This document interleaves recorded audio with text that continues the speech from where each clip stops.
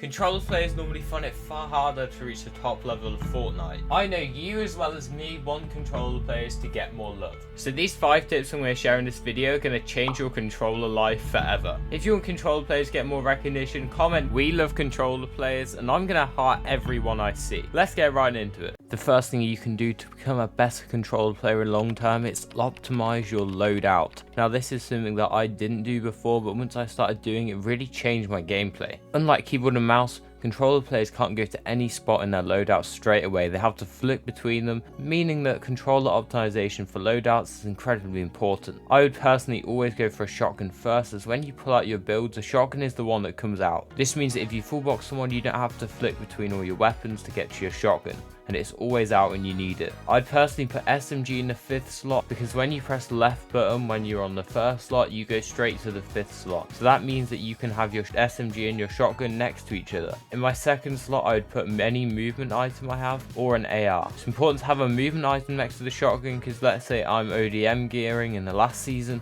I need to switch to my shotgun as soon as I'm finished ODM gearing. Finally, I'd use the 3rd and 4th slots for heals. This is hands down the best loadout that you could ever pick, and it would make your gameplay so much better. The second tip I have for you controller players today is to free build more. Free building is a key part of Fortnite and can be used for just warming up or improving your mechanics. I personally used it to learn a lot of different retakes that I now use on a daily basis. If you don't have a map to free build in, that's fine. You can use mine.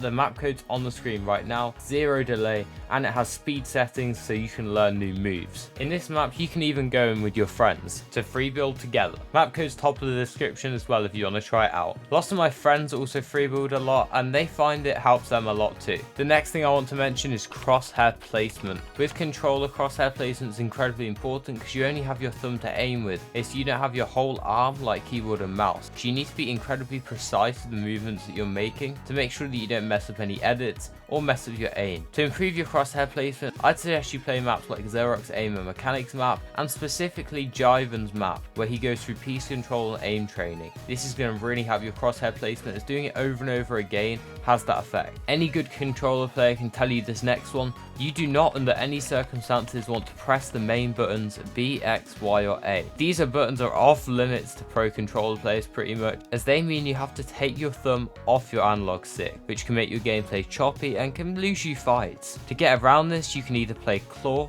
which is the cheaper option and doesn't require any extra add-ons to your controller, or alternatively, you can play with paddles. I'd suggest for paddles getting the Xbox Elite Series 2 controller or the Fusion Pro Elite 2 controller. These two controllers have great paddles, and you can set one of your paddles to each of the buttons, so you never have to press them again. This means that your gameplay is going to be so much smoother and you're going to start winning a lot more fights. Time for the big one: sensitivity. Having the right sense on controller is even more important than on keyboard and mouse. Your sense has to be fast enough so you can build fluently, however it also has to be slow enough so you can track opponents and have good aim. These are two things that are quite hard to come together, although I believe when it comes to finding your optimal sense, you should start off at a nice midpoint. I'd suggest you set your sense to my sense at first, as this is a middle ground, and then if it feels too slow you can work your way upwards, and if it feels too fast you can work your way downwards. I plan 35-35 look, 1.8 times build speed and 1.6 times edit speed, 9% ADS sense, and 12-12 dead zones. I play in linear, and once you have your perfect sense, I'd suggest you don't change it. Don't change it very often at all. People make this mistake all the time. They'll change their sense every couple of weeks, and this can make them inconsistent with their edits and their aim. By keeping the same sense, you're working on consistency and you're ensuring you hit the vital shots and edits you need to win. By not missing any edits or builds, you're fast on the way to becoming a pro player. But what are the other differences between you and a pro player? Watch this video to find out. It's a banger, trust me.